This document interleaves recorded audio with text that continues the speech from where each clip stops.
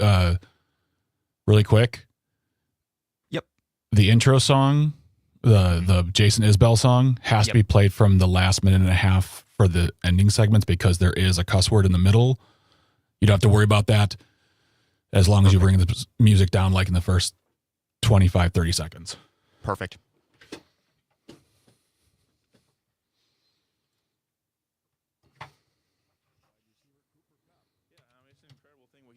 Not many quarterbacks. I mean, it'd be hard if you could find another quarterback that went through the trials early like that to be able to overcome those things, get the opportunity to go out there and play and just show out like that. There's not very many that can do it. That's Seahawks wide receiver Cooper Kupp from the Super Bowl in San Francisco with sports. I'm Mike Clemens. This report brought to you by Serenity Pet Spa, providing a sanctuary for dogs to be bathed, groomed, and pampered while enjoying free play with other dogs. SerenityPetSpaMadison.com. A few flurries this morning, then partly to mostly cloudy here through the day, and it's going to be cold and blustery. Wind gusting to 30, temperatures from the 30s this morning into the low to mid-20s by later this afternoon. Tonight, clear, low of 4 above tomorrow. Mostly sunny with a high of 22. I'm meteorologist Sean Cable. Outside now, it's 33. Hey there, Wisconsin. Tom Hartman here. Democracy is not a spectator sport, so join me each and every weekday right here on Civic Media for the Tom Hartman program from 11 a.m. to 2 p.m. Covering the news of the day and sharing ways for you to get off the sidelines and get active in your community, because change starts with you.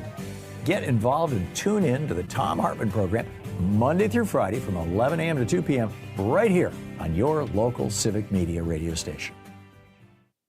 When a warrior faces adversity, he fights through it. He finds a way. Freedom isn't free. Rolling strong. Belief. Believe you can, and you will. Wheelchairs for Warriors provides mobility solutions to veterans and first responders injured in the line of duty. Join the mission and visit wheelchairsforwarriors.org. Peach Waba. On the next Nightlight, I welcome Civic Media Sports Authority Mike Clemens.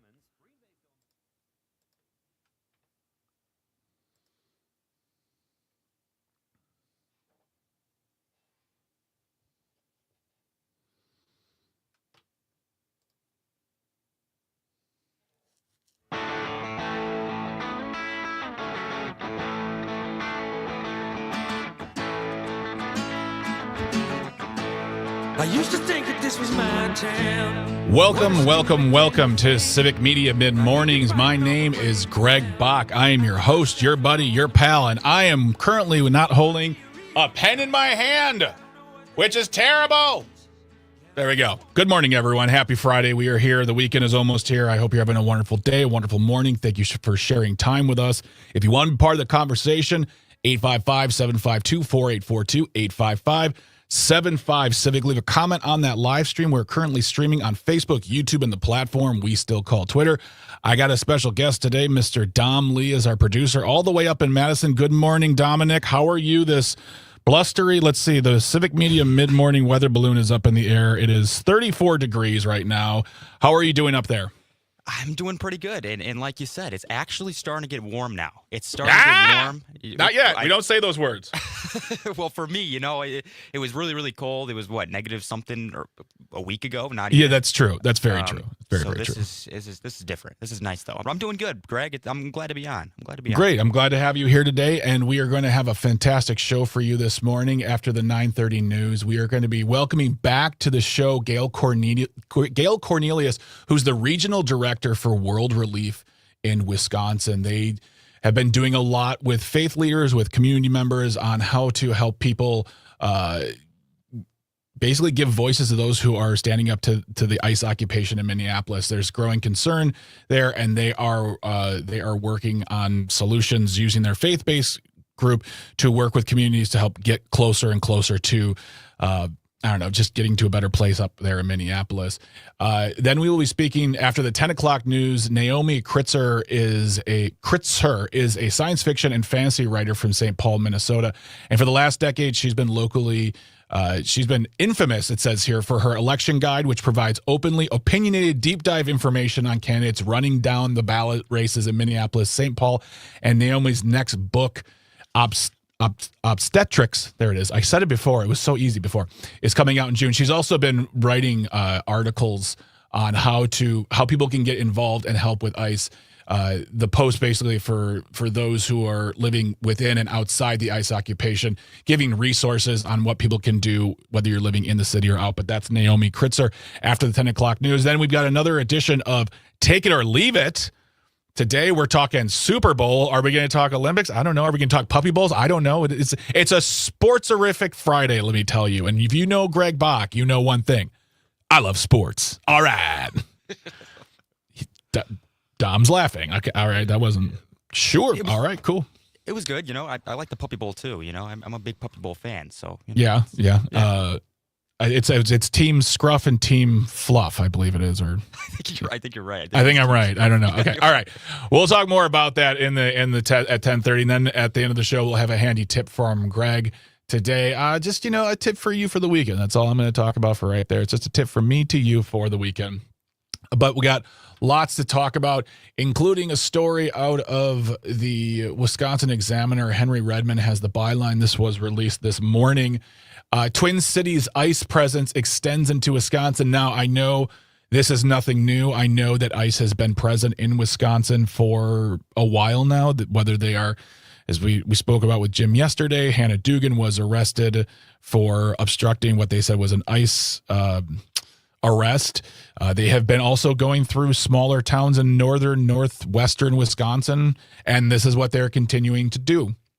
It says here, hours after the White House border czar Tom Homan announced that they would be drawing down 700 immigrant agents out of Minnesota. That still leaves 2,000, by the way. It's not all of them, not even half of them, not nearly enough in my opinion, but 700 immigration agents are coming out of Minnesota.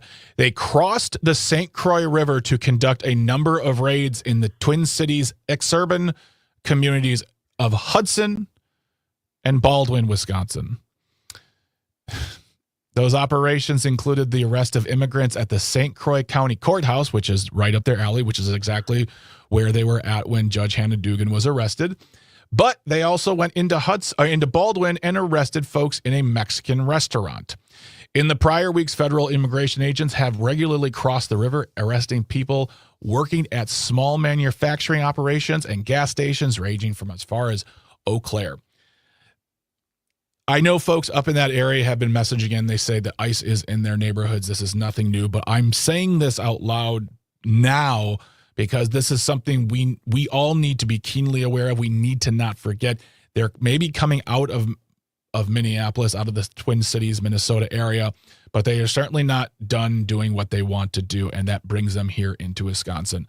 And I'm hoping that when we speak to Gail as well as Naomi, we have some tools we can use to help folks stay safe, stay protected. And I think one of the most important things too is whether you are, regardless of who you are, regardless of your citizenry, regardless of your status, regardless of anything, you're a human here on this earth. You're a human here on the soil here in this nation. You are protected by certain rights by the Constitution, and it's important to know those rights. And we spoke to Emilio De Torre, who is the executive director of Milwaukee Turners. They have great resources on what you need to know to protect your rights, what you can and cannot say, what you can and cannot do. And I think this is important to reiterate that fact that we have rights in the face of these sorts of occupations, these sorts of actions where they are just walking into restaurants and wholesale gathering up people and taking them away. I wasn't aware, Dominic, I wasn't aware, did you know this, that some of the most hardened, worst criminals in the world work at a Mexican restaurant in Baldwin? That's where all the criminality is, my friend. Get rid of them. Yeah, right. It's unbelievable. Unbelievable. I get it. I feel sometimes this feels like a broken record, but you got to, there's only one way to remember the lyrics is by listening to the thing over and over again. And that's the fact that we were told in 2024 that this was going to be a project, a mission to round up the worst of the worst, the criminals, the drug dealers. You played it like that. You painted that picture, and a lot of folks were on board with that. A lot of folks who may have not even liked Donald Trump are like, yeah, if they're here illegally and they're criminals and they're causing problems, yes, let's do that. But we also thought there would, one, be due process, and two, it wouldn't just be rounding up folks, period, on a quota of 3,000 per day, when many of these folks do not have criminal records. U.S. citizens have been rounded up, and they're not all of them are being deported. They're being arrested, they're being interrogated, and then they're just being thrown back out on the streets. So they're not even really getting rid of a lot of people. They're just arresting folks. That's the quota, is the arrest. They're not even deporting that many people because they find out, oh, we've arrested the wrong person. We have no standing here. Just get rid of it. And then they're left on the aftermath. And this is here in Wisconsin. It's been here for a while, but it's continuing. And in communities like Hudson and Baldwin, I don't have the population of either of those communities on the top of my head right now, but I can't imagine they're large.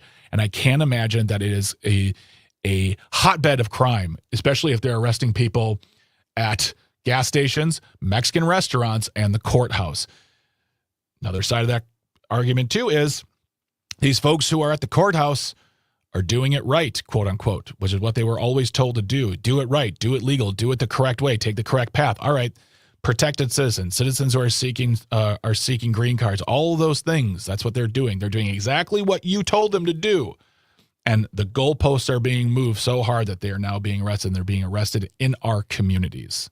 And you're exactly right. Yeah, sorry, Greg, you're exactly right. I mean, Hudson is 14,000. Population is 14,000, and Baldwin is even less. It's about 4,400. So there's nothing. There's nothing. So I saw this today, and we had been talking about this, how do the things in Minneapolis, how do the things in the Twin Cities in Minnesota affect us? Well, they affect us deeply, not just because they're our next door neighbors, but we've got folks here that we love and want to see protected and have every right to be here unharmed. But that is what they're doing. As they are leaving Minnesota, they're not done. The mission isn't done. They're not going home. They're not retiring from their jobs. They are simply going to somewhere else, and that somewhere else is here in this state. It also needs to be said that if you have a moment, just Google ICE agents, bonus payments, not being paid, things like that. You'll see that these people who signed up for a job that they thought was going to be lucrative, which is never the reason why you should take a job like this, they're also now being given the fuzzy end of a lollipop. They're not being paid. They're not given bonuses. I'm not saying we throw them a ceremony or start a GoFundMe, but I'm saying now is the harm that's happening from this action, from this thing, is now touching a lot of individuals, from folks who are just trying to live their lives to people who thought they were going to be protecting this country's, borders. It is a rotten operation, and we are seeing it rot from within outwards. But I just wanted to bring that up again. We cannot forget that this is not an isolated incident. This is not something that's happening elsewhere. It's happening in our own backyard, and we need to be vigilant about what we can do and say, what our rights are as citizens and as non-citizens. Because if you're a non-citizen here, you are still availed of rights by the Constitution of the United States. I know I'm just going on and on, but it's just very, very, very frustrating. That's why I'm very much looking forward to our conversations with Gail as well as Naomi, because we'll be talking about this in greater detail as the morning goes on. If I think I know where you stand, folks. I think I know where you believe, but honestly, if you disagree with me, tell me. Call, text, leave a message on the live stream. We're on Facebook, YouTube, the platform we still call Twitter. Tell me why you think this is a good thing. Tell me, and on top of that, not just your opinion on why you think it's great, but tell me, give me details, give me evidence that shows that what they are doing is actually protecting this country and not just creating a sense of fear in good communities with good people. We got off the topic of National Guard troops in cities. That sort of is quelled to a certain extent, but this is the new one. We can't forget either one of those. This is an election year.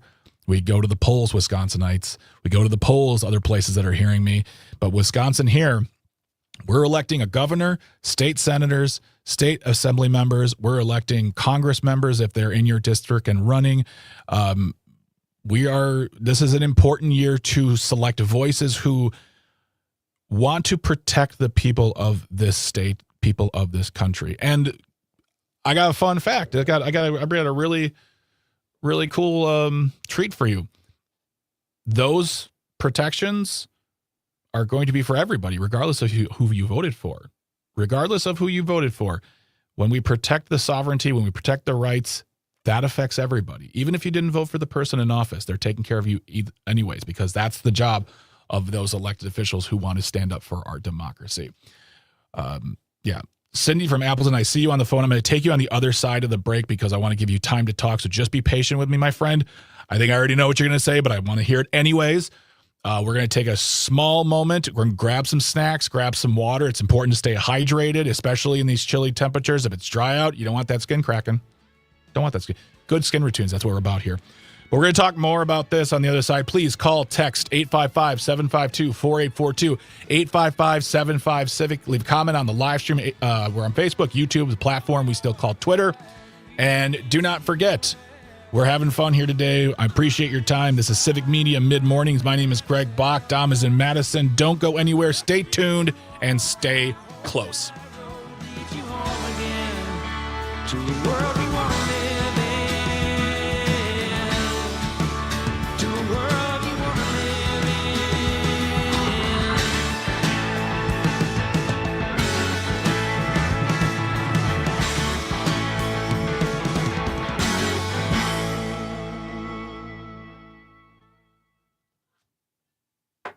Women who have little to no options for care. They help women like Anna, a student in Kenya who dreams of being the first in her family to earn a college degree. She came to MSI because she's seen classmates forced out of school after getting pregnant. She wants to be in control of her future. You can help these young women who have nowhere else to turn. Just text my first name, Stephanie, to 511-511. Make a donation to MSI United States. Today, you can learn more at msiunitedstates.org. For just $65, you can provide contraception for 10 women for an entire year.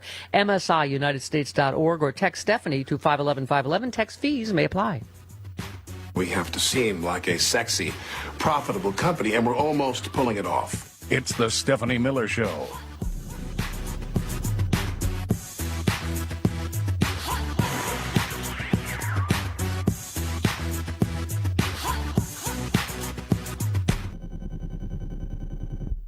Well, what if I told you most collagen products aren't just a waste of money? They're loaded with toxins that could lead to skin issues, heart problems, even cognitive decline. Sounds scary, but it's true. You see, collagen is the most abundant protein in your body, and your natural supply of collagen drops as you age. That's why so many people our age are turning to collagen to relieve joint pain, rebuild bones, even look years younger. But here's the catch. You have to know what to look for, or you could end up doing more harm than good. Before you buy another tub from Amazon or your local store, go check out the top 5 collagen mornings every American needs to see, along with a special offer. It's a quick read that could save your health and your wallet. Right now, get a special bundle deal at a fraction of the retail price and free shipping. The best collagen, the only collagen you should be buying. This offer is only available at getnativepath.com/Stephanie. That's getnativepath.com/Stephanie. I use a scoop in my coffee every morning, and I've never felt better. One more time, getnativepath.com/Stephanie.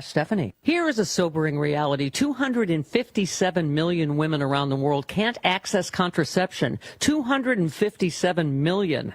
Because they can't afford it or live far from any health facilities, or they're too young and no one ever told them it was even an option. That's why I want you to know about MSI Reproductive Choices. MSI is a trusted provider in 36 countries. They rely less on U.S. government funding, so they're one of the service providers still operating health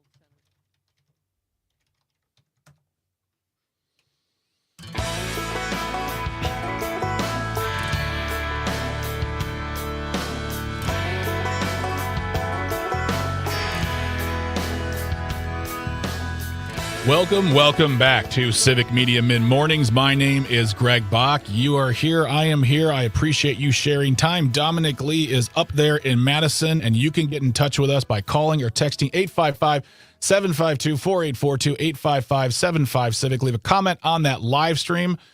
We are currently streaming on Facebook, YouTube, and the platform we still call Twitter. Still ahead, we're going to be talking to Gail Cornelius, who is the Regional Director of World Relief in Wisconsin, talking about what they're doing to help further effort of getting ICE agents out of city streets, including a letter that was signed by many of their members. And then we'll be speaking to Naomi Kritzer, who is a writer from Minnesota, from Minneapolis, about how she is helping those in and out of the city understand what's going on and what they can do to help.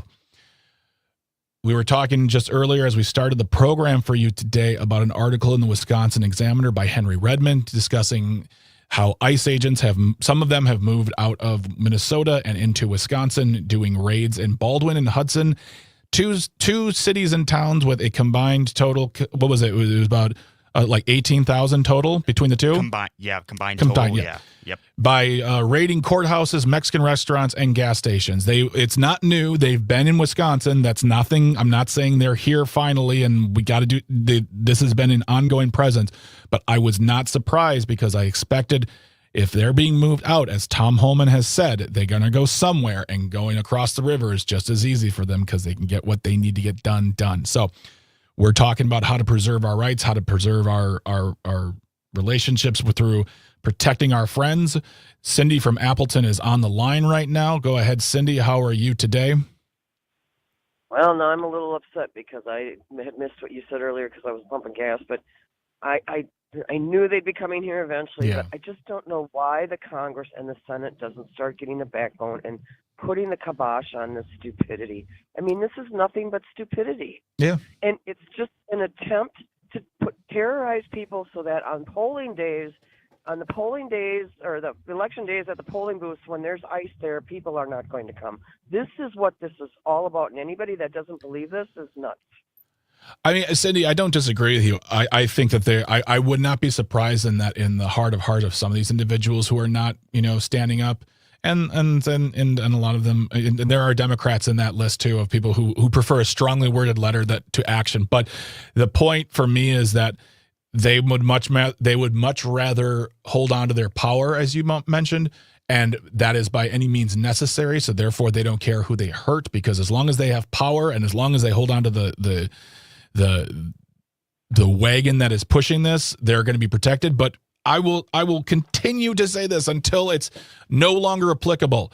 There will come a day for all those folks who support this where you will not be supportive enough. You will not be a fan enough. You will not be MAGA enough for this movement, because you may say, because we are already seeing people who are saying things like, I didn't want this, what's happening in Minnesota. That's not good. And that can be seen as heresy within that group. So, Cindy, to me, all it is these folks, rather than growing a spine, they think power is easier to maintain rather than standing up and doing something. But I think it's reprehensible. And on top of that, Cindy, and I said it yesterday, and I'll keep saying it, when new leadership comes through the door, whether it's 2026, 2028, 2030, or 32, hopefully as that influence starts to wane and we see folks getting more and more, we see folks running against what this stood for, it's important for those people, regardless of party, because I do feel we will see Republicans finally standing up. It'll take them long enough, and Democrats as well.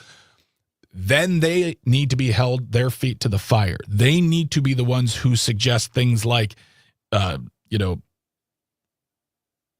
getting people in front of Congress to testify, filing charges, actually punishing those folks who did. And I'm not talking about anything violent.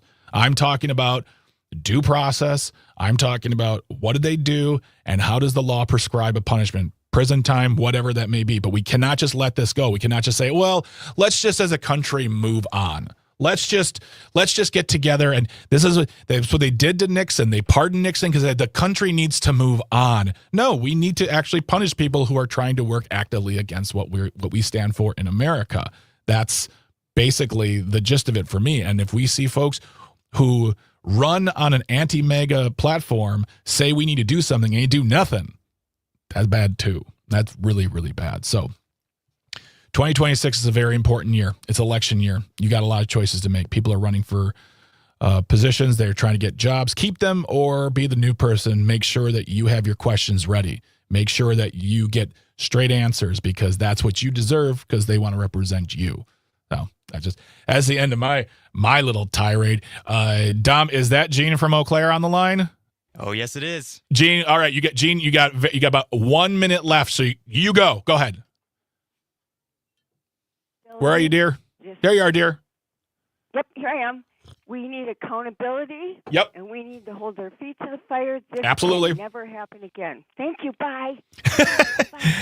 Gene with a record-setting phone call, making it very simple. She said in like 6 words what took me literally a half an hour to get through. So I get excited when I hear from you. I get excited to hear from folks who are on board to help make this a better place for all people, period. And I know there's a lot of darkness out there. I know there's a lot to not be excited about, but when I hear people calling and texting, it makes me happy because it makes me feel like I am not alone as well.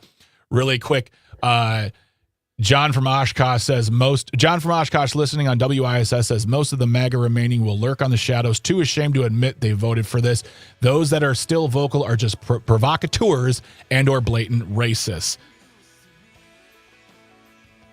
John said what he said, folks. John said what he said. All right, when we come back, we're speaking to Gail Cornelius, friend of the show, back here to talk about what they're doing to help further the cause of getting ice out of the streets of this country. She is from World Relief in Wisconsin. Don't go anywhere. Questions, comments, concerns, call. You text 855-752-4842, 855-75-CIVIC. Leave a comment on the live stream. It's mid-mornings on Civic Media. My coffee is kicked in. Dom's in Madison. We're going to have fun. Stay tuned and stay close.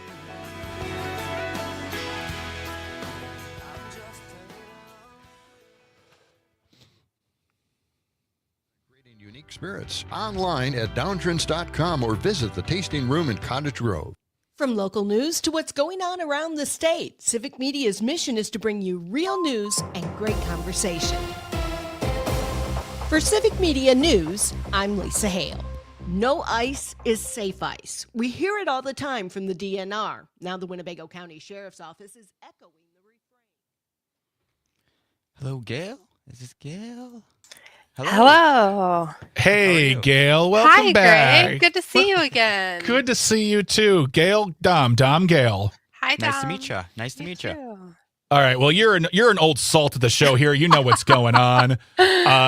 We come back at 9:35, and I'm going to kick off with a nice introduction on you. I'm going to put you back into the waiting room so we can reset the show, and then we'll bring you onto the live stream. Okay. And then I'll introduce you, and I'm really just going to kind of open it up to, based on the email you sent Tucker, I'm just going to open it up with what you all do again, as a kind of a refresher, what you do at your organization as well, and then we'll lead into the letter, and we'll go from there. Okay, that sounds great. Right. Is there anything you need from me or from Dom? I don't think so.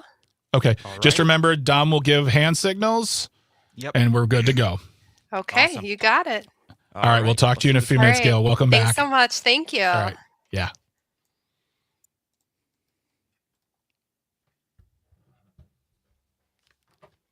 Commission has approved $206 million to be used statewide. At UW Milwaukee, some of that money will go toward fixing water leak seals at Chapman Hall. Meanwhile, $137.5 million is earmarked for the renovation of Polk Library at UW Oshkosh. The commission also approved funding for some improvements at Winnebago Mental Health Institute, which serves patients and inmates statewide. For Civic Media News, I'm Lisa Hale. For news anytime, visit civicmedia.us. This report brought to you by Sugar River Pizza, your catering expert. Host your party in their gorgeous Sun Prairie location or a venue of your choice. SugarRiverPizza.com. A few flurries this morning, then partly to mostly cloudy here through the day, and it's going to be cold and blustery. Wind gusting to 30, temperatures from the 30s this morning into the low to mid-20s by later this afternoon. Tonight, clear, low of 4 above. Tomorrow, mostly sunny with a high of 22. I'm meteorologist Sean Cable. Outside now, it's 33. Pete Schwaba. Heinz ketchup has to be stopped. They have the keg chup now for Super Bowl parties that they're pushing. The 114 ounces or something like that. And then they had remember, it was the ketchup smoothie, Conrad. Oh. They had the horrible ketchup smoothie. And then they've also got ketchup smoothie. Oh, ranch ketchup. Enough ranch. We can be done with ranch. It's a fine product, but it's gotten into everything. There are people dipping ranch in ranch, and it's wrong. Nightlight with Pete Schwaba, weeknights from 5 to 8 p.m. on the Civic Media Radio Network. Would you like to contact Congress and let them know your views about issues that are important to you? Leave a message for your U.S. representative or your senator by calling the Capitol switchboard at 202-224-3121. Phone lines are open from 9 a.m. to 5 p.m. Eastern Standard Time. Standard phone rates may apply. To send an email, go to senate.gov or house.gov for more information. A public service message from the Civic Media Radio Network. Finding support for my child with ADHD felt overwhelming. I didn't know which direction to take, but Understood.org's resources helped guide me. Now I have the tools I need to keep us moving forward. Visit u.org/yourpath today. Adopt U.S. Kids in the Ad Council.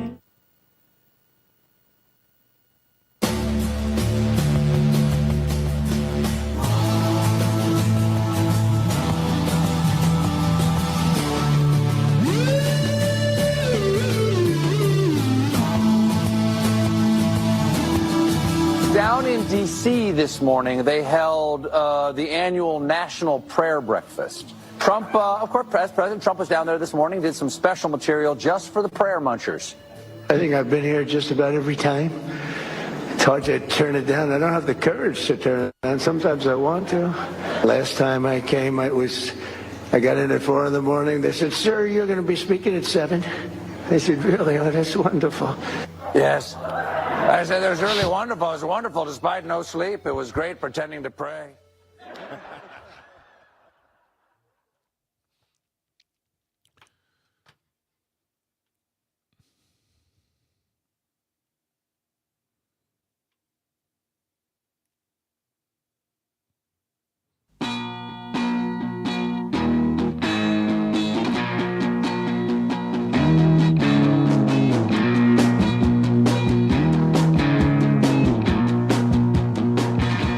Welcome back to Civic Media Mid-Mornings here on the Civic Media Radio Network. My name is Greg Bach. I am your host, your buddy, your pal, your confidant in all things fashion questions. I don't say you look bad in anything. Everything makes your eyes pop and makes you look younger. That's what I say to you on this Friday morning.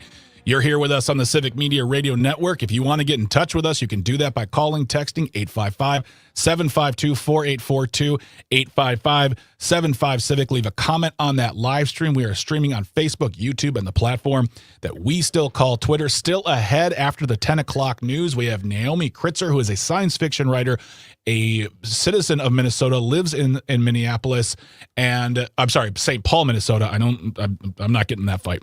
She lives in St. Paul, Minnesota, and she writes about the local government. She also has posts out there for folks who want to help in and outside of the cities during this time while ICE is in their streets. So we're talking to Naomi after the 10 o'clock news. 10:35 is another edition of Take It or Leave It. Today we're talking all things Super Bowls, Olympic, and maybe some Puppy Bowl as well. I don't know. It's whatever Tucker has provided for us today. It's going to be a fun time. It's our fun program called Take It or Leave It. And then a handy tip from Greg, rounding out the show, getting you ready for the weekend. But as always, as I said, get in touch, give a call, give a text, get the Civic Media app on your device, phone, tablet. You can talk, call, text, leave a voice message.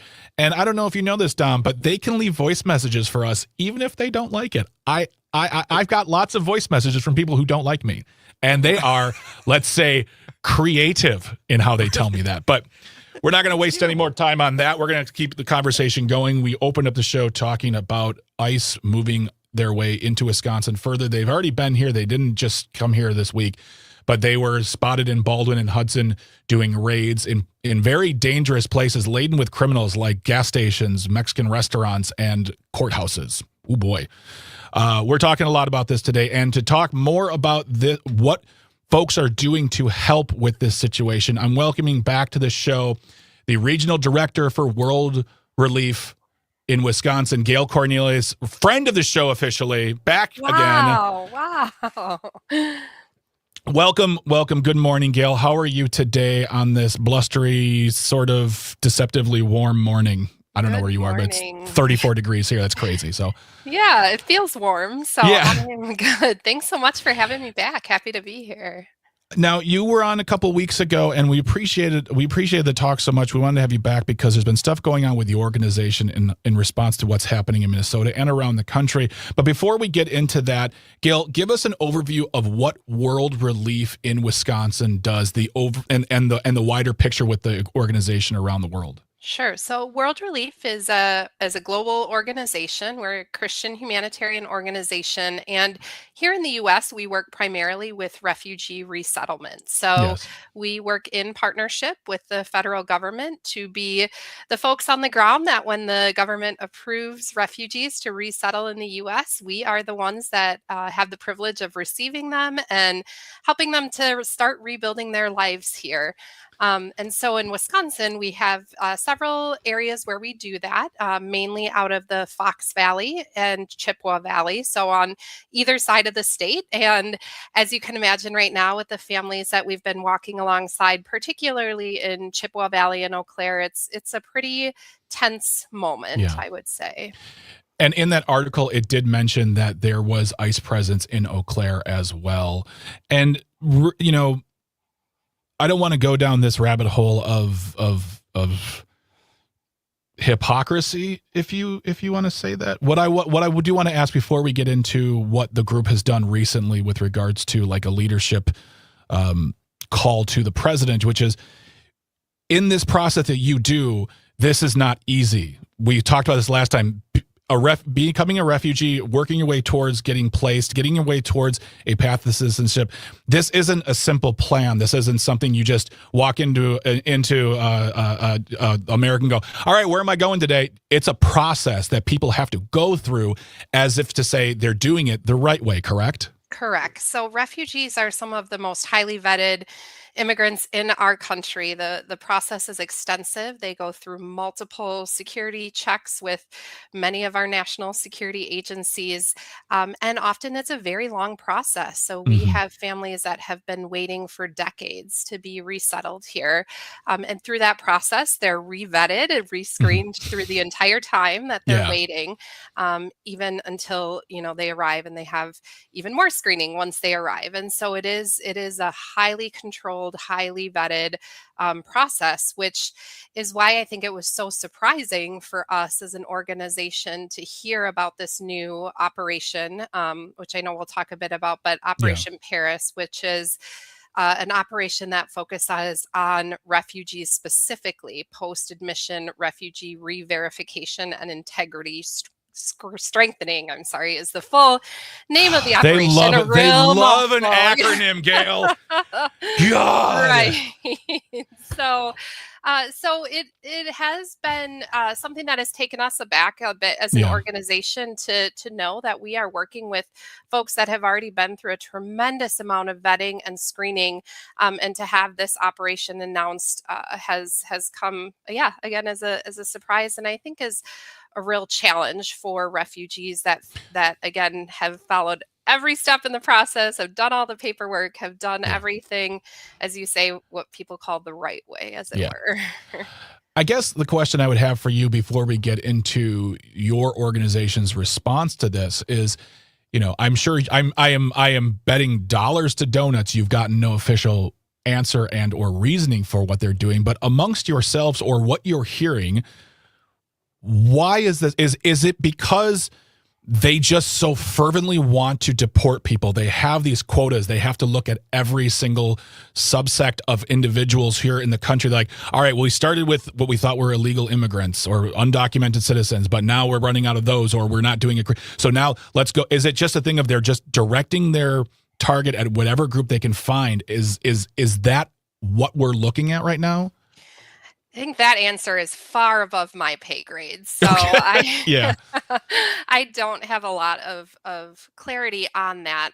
But what I will say is I think it's just a challenging time to be an immigrant of any sort in this country. And so unless you're from South Africa, just saying. Well, where we have these processes in place that are designed to be the legal pathways for folks to come to the U.S. and to see even that legal pathway sort of attacked in this way is something that I don't know that we were really ready for. I imagine. Now, You have your group, your leadership has signed a letter, essentially.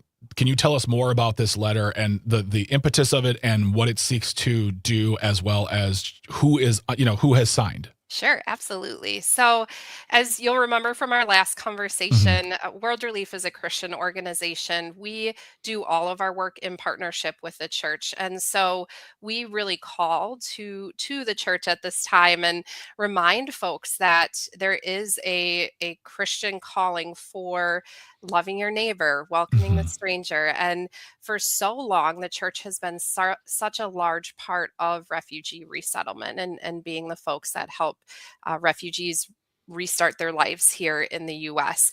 And so this letter is designed as a call to remind folks of that. So specifically directed at Tom Homan, but of course leaders of the administration, to say there are Christian leaders in this country that are saying this is wrong right now.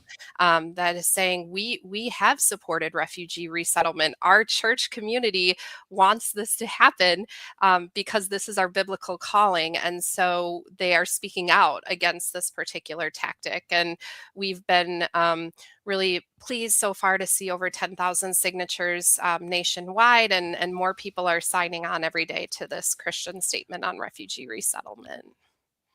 If you're just joining us on Civic Media Mid-Morning, we are speaking to Gail Cornelius, who is the Regional Director for World Relief here in Wisconsin, a group that works with refugees, getting them homes placed, getting them on the pathway to, whether it's citizenship, but just making them feel part of a community, feeling safe.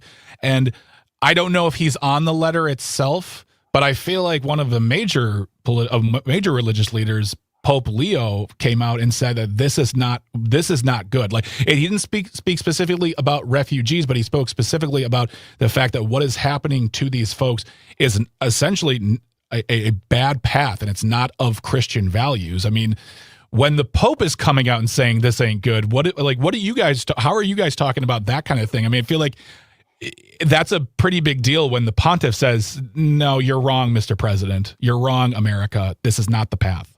Right. And I think that's what we're hoping to see more broadly, is that Christians will take that to heart. And certainly we work very closely with the evangelical church. And so we've seen many leaders in the evangelical church also speak up in this way and say, this is part of our calling. And so it is a good reminder to us to go back to the Bible and to read those stories and to say, yes, there are stories of refugees and immigrants all over the Bible. And so this is part of our Christian story here as well. The question I have for you, and this is more, I'm asking Gail the person, not the representative of World Relief, but you work with this organization. You are a Christian-based organization. You are talking to Christians all the time. What conversations are you having, folks, one-on-one in coffee shops or in your houses, where you are having to say, no, the thing we're being told right now is a bill of goods. This is not a line. Like, that I don't know how to phrase it correctly, but people who think this is for the good, you have to sit down and go, this is not what we should believe. This is not what we believe. This is not in line with our book, our instruction manual from above.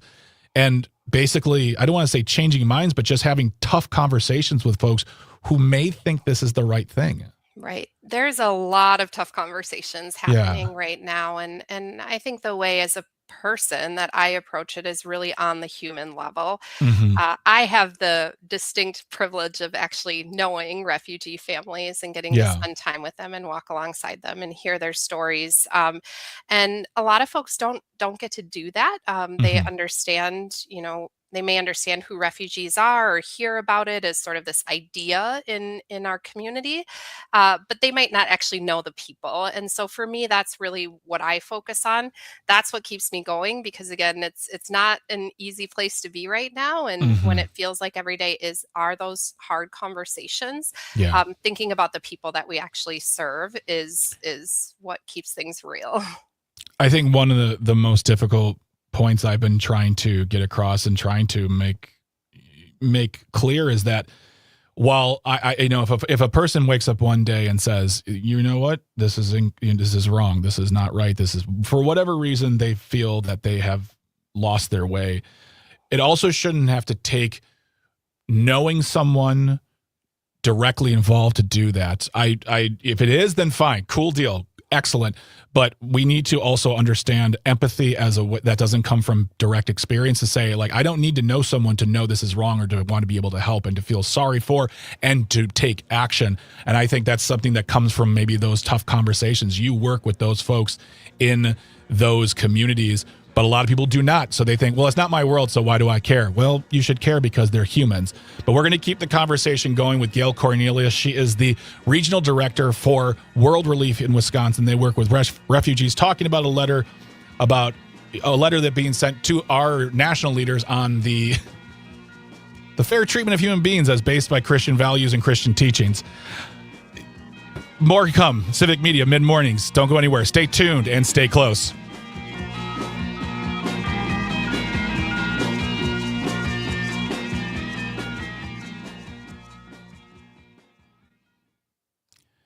Okay, when we talk about stuff like this, I tend to lose my way just because I'm like, I'm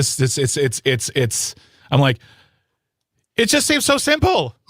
Yeah. Be nice to people. Right. like I'm not a smart person. I get that message. I'm not a Christian, but I went to a lot of Catholic schooling. I was an altar boy. I was a youth minister. I did all the things. And I remember that lesson real clear. Truly, it's in the commandments. So yeah, there's a lot. I mean, they cover this a lot. I would say it's a very well covered topic. When we come back, if there's anything else you want me to bring up, I'm happy to do that. Also, I want. Is there anything specific you want me to pivot towards? If you want to, we'd love to talk a little bit about how we are supporting families now. We have a partner organization in Minneapolis, so we've certainly heard stories on the ground of what's happening with refugees, and so I'm happy to talk a bit more about that if that's a direction you want to take. Perfect. But, thinking about what we're doing now as we're starting to anticipate that activity may pick up in Wisconsin. That's perfect. Let's go with that. We'll come back in a couple minutes. I'll reset. You'll stay here in the live stream with us. When we're done, don't go anywhere. We'll meet up afterwards and we'll talk. But other than that, you're doing great. It's great to have you back, my friend. Yeah, great. Thank you. All right. We'll talk to you in a moment. Okay. Candles. There's all kinds of stuff you can get there. You know, it's not just clothes, but people love the clothes. Yeah, well, the clothes are great. Well, they're like, they're like a fraction of the price of other luxury brands. You get all that great stuff: cashmere, stretch denim, all the stuff, organic cotton sweaters, you name it. Quince is all about elevated essentials that feel effortless, designed for layering, mixing. Every piece helps you build a timeless wardrobe made to last. Quince uses the highest quality materials, the stitching, the fabric, the fits. They're all pieces you will reach for over and over. New year, new wardrobe. Let's go. Refresh it. Go on. Quince.com/Stephanie for free shipping on your order. 365-day returns. Now available in Canada too. That's QUINCE. Quince.com/Stephanie. In case I don't see you, good afternoon, good evening, and good night. It's the Stephanie Miller Show.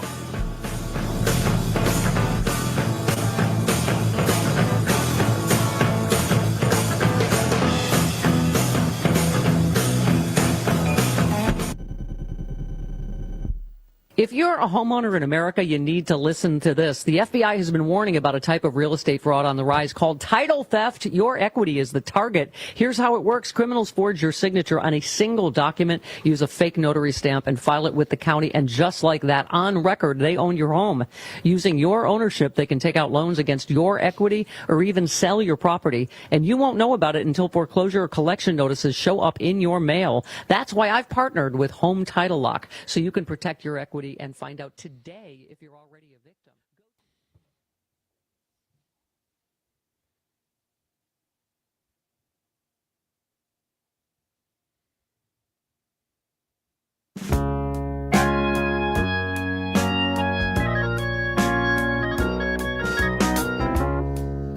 Welcome back to Civic Media Mid-Mornings here on the Civic Media Radio Network. My name is Greg Bach. I'm your host, your buddy, your pal, your believer in all things spring to come, because I don't care what the groundhog said.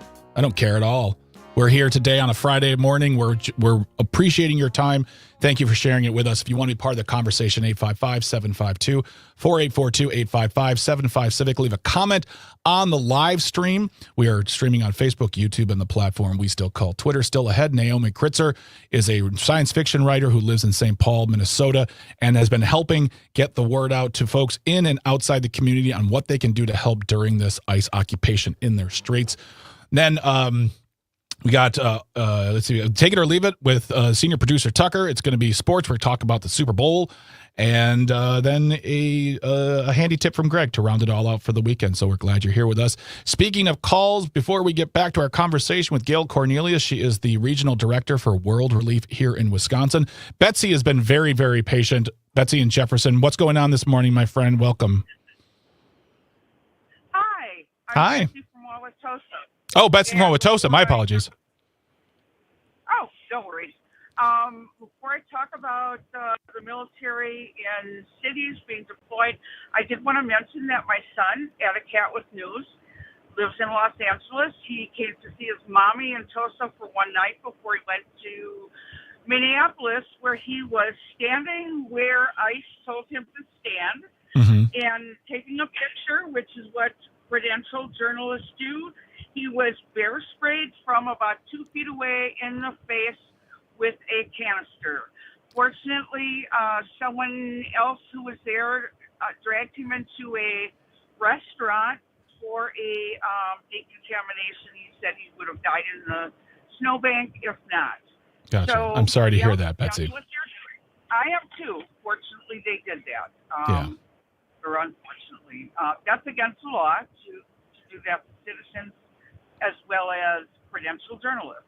Yes. But it is also against the United States Constitution to deploy United States troops against our own citizens unless there is an insurrection, which there is not in any of our United States cities. And as a military veteran of 10 years, I know that, and everyone else should know that. We are not trained for that. Yep. We are not trained for that. The military is not trained for that. And they should know that that's an illegal order. If they defy it, they'll probably be court-martialed and drummed out.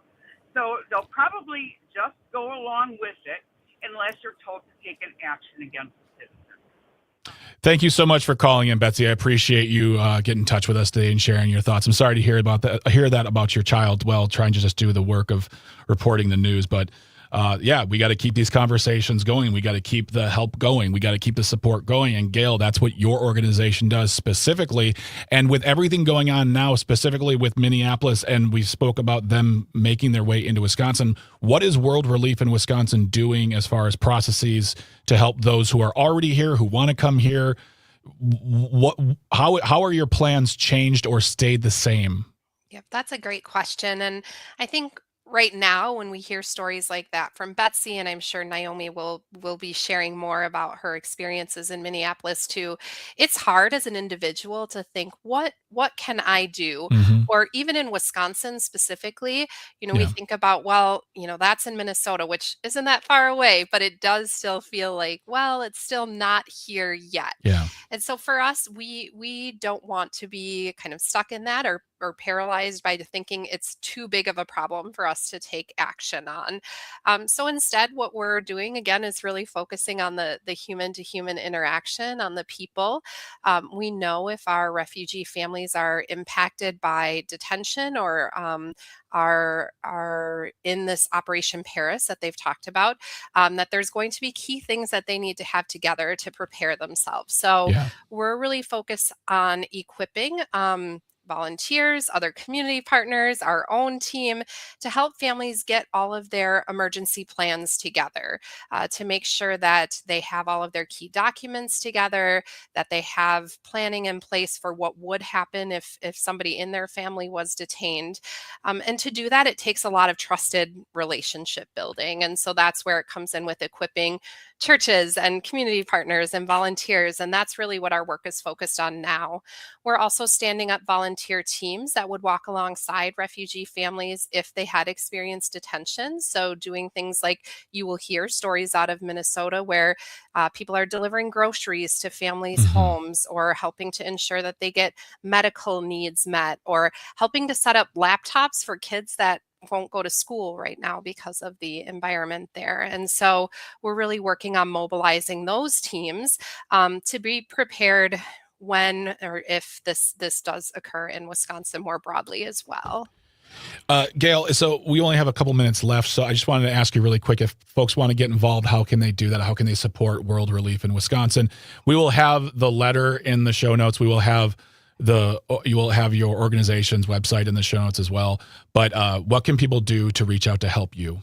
Absolutely. So we ask for a few things. First, advocacy. So call your elected officials in this time. If you have not yet called your elected officials, make sure that you're doing that, letting them know how you feel about what's happening. If you do think this is wrong, sharing that with them and letting them know how to change direction. And there are instructions for that if we link our website in there as well. We'd also ask if you want to sign on to the Christian letter for refugee resettlement, that you do that there. We are also, of course, taking donations to help support this work in this time. So you can give to our Stay Together campaign, which is a campaign to support some of this emergency planning work and mobilization of volunteers to walk alongside these families if they are impacted in this time. Our website is worldrelief.org/Wisconsin. So if you go there, you'll see all of the information there as well. If you're able to volunteer too, we always love extra sets of hands. So happy to take that as well. And last thing I'll say is, pray. We need it right now. All right. Thank you so much, Gail Cornelius. She is the regional director for World Relief in Wisconsin.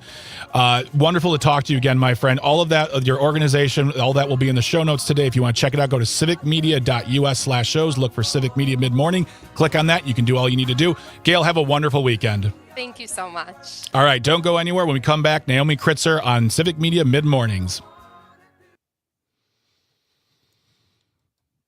All right. Whew. I know. Got it all out there. The 7.5. The 7.5 always goes so fast. Yeah. You're like, can we get another hour, please? Yes. Okay, great. So we'll have that in the show notes. We'll have that ready to go. People can reach out if they need to. Please stay in touch. And I'm going to put you back into the waiting room. Okay. You can turn your camera off. I'm just wanting to allow that to upload correctly. And then once that's done, we'll remove you, and you're done for the day with us. Okay. That sounds good. Thanks again for having me. I really appreciate it. Thanks, Gail. Have a wonderful weekend. Yeah. Take care. Okay. Bye. All right. And it looks like we have Naomi as well. Yes. Good morning, Naomi. How are you today? I'm okay. How are you? I'm. You know what? I'm okay too. Just to make sure, it's Kritzer. Yes. Perfect. All right. And I just want to make got your introduction. So we come back in about 5 minutes. This is a longer break at the hour, and when we come back, we'll put you back into the waiting room. I'm going to reset the show. I'll introduce you properly. We'll bring you onto the live stream, and then we'll get right into it. And I want to just get I want to start with just your story as like being a science fiction writer, but then how you moved into this place of doing the election guide and things like that, and then what you're doing now. And then if there's anything else you want to cover, I'm happy to talk about that. Okay. Great. Awesome. Right. We'll talk to you. And then Dom is right here. He is our tech producer. And he will be giving hand signals. So just know that if he does this, that means we got 1 minute left. That means we just got to wrap it up because we have hard breaks. Okay. All right. Awesome. All righty. Thank you so much. Talk to you soon. People discover dens because they can hear cubs squeaking, grunting, or humming while nursing inside. The Black Bear Litter and Diet Survey will generate new estimates of black bear reproductive rates within each of the state's bear management zones, and the estimates will improve the accuracy of the population models in each zone. The project was started in 2021 and is now going into its 5th year. The purpose of the project is to place GPS collars on sows, or female bears, and track them over the years. The data will let researchers understand litter frequency and cub survival rates. DNR research scientist Aaron Morrison says public assistance is essential to increasing their sample size. Morrison adds that if someone reports a den that includes a sow, they are invited to come out to the survey. We're very appreciative of the public and their involvement in this project. It wouldn't be a success without them. And so we like to be able to invite them out on those surveys as a way to kind of show them a part of the research that they're involved in. Morrison says that individuals reporting dens should keep track of the GPS coordinate, take photos of the den, and give a description of the site and surrounding area, and make note of any bear activity. To report the activity, visit the DNR's Black Bear Den submission form. I'm Melissa Kay, Civic Media News. For news anytime, visit civicmedia.us. The Bucks have a new player. Hi, I'm Mike Clemens with Sports NBA. The Bucks did not trade Giannis, but they did add one new player in a three-way trade. He's Ousmane Dieng, a 6'9" forward who grew up in France, spent the last 4 seasons with the Thunder. The Bucks at home tonight against the Indiana Pacers. NFL, the Super Bowl is Sunday at 5:30 on NBC. Patriots quarterback Drake May injured his right shoulder in the AFC Championship, had an illness last weekend. Like I said, I'm not trying to lie to you guys, so I'm saying I'm feeling great. I'm feeling great and looking forward to get out there, out here today. Another week, another day of practice. Got one tomorrow, and feeling pretty good. Seattle is back again at the Super Bowl. I spoke to Jerron Reed, who played for the Packers 3 years ago, and is excited to be back with the Seahawks. Yeah, I think it'll be amazing, man. I think we deserve that. Our fans deserve that. Seattle deserves that for us to be able to bring the trophy back home. At Seahawks defensive tackle Jerron Reed from Super Bowl 60 with Sports. I'm Mike Clemens. This report brought to you by Serenity Pet Spa with award-winning dog grooming where every pup is treated with love, care, and patience. 3 locations around Madison. SerenityPetSpaMadison.com. A few flurries this morning, then partly to mostly cloudy here through the day, and it's going to be cold and blustery. Wind gusting to 30, temperatures from the 30s this morning into the low to mid-20s by later this afternoon. Tonight, clear, low of 4 above. Tomorrow, mostly sunny with a high of 22. I'm meteorologist Sean Cable. Outside now, it's 33.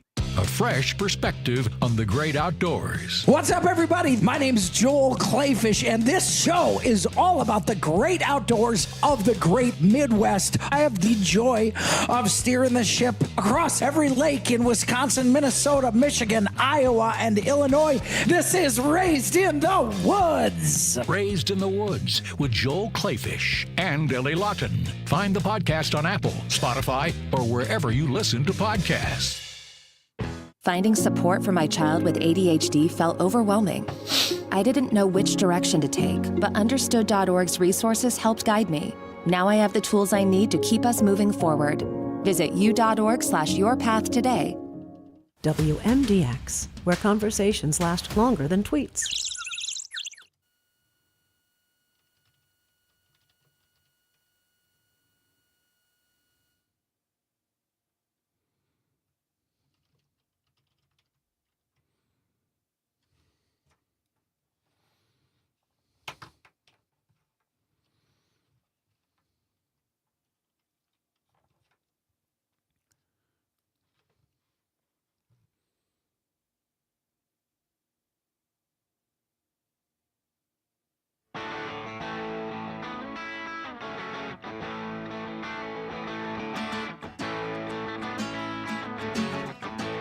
I used to think that this was my town. Welcome back to Civic Media Mid-Mornings here on the Civic Media Radio Network. My name is Greg Bach. I'm your host, your buddy, your pal, the guy who is ready to have a good weekend with you.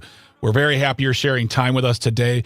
We're very happy you're here. You can always be part of the conversation, 855-752-4842, 855-75-CIVIC. Leave a comment on that live stream. We're streaming currently on Facebook, YouTube, and the platform we still call Twitter. Still ahead, we have Take It or Leave It, Super Bowl edition with senior producer Tucker, so don't go anywhere. And then we wrap it all up with a handy tip from Greg. Dom is in Madison right now on the ones and twos. Good morning, Dominic. How are you today?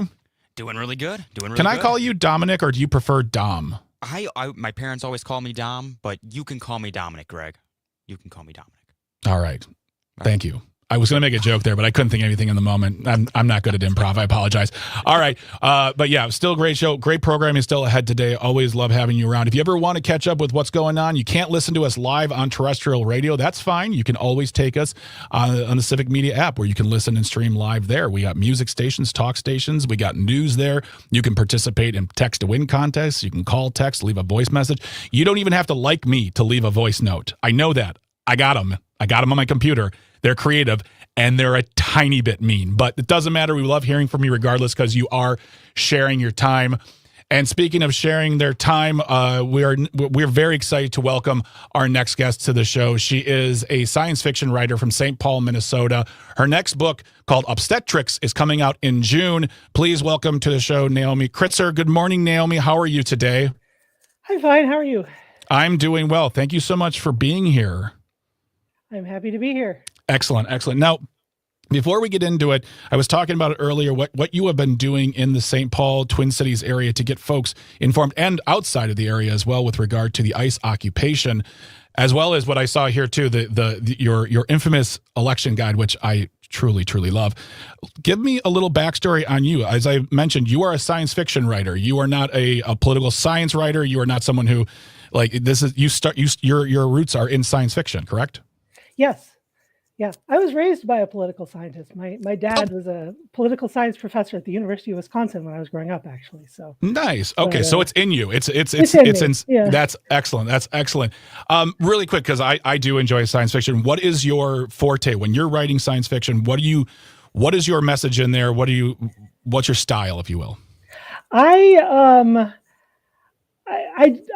read a lot of different stuff, but people will say that my central style is everything's going to hell, but like the people are taking care of each other. So so it's not science fiction, Naomi. No. It's on the ground reporting is what you're doing. I mean, a couple years ago, I won the Hugo and the Nebula for a short story called The Year Without Sunshine, in which a disaster, an unspecified disaster strikes, and a block of people in Minneapolis get together with their neighbors to take care of each other, and in particular, to protect one particularly vulnerable resident. And like, when I wrote this, it was fiction, but Yeah. Well, I mean, honestly, I'm going to take a moment and pivot to something that I think is very important. You can go to bookshop.org to find this. Am I correct? Can you find it there? Yep. Perfect. Yeah.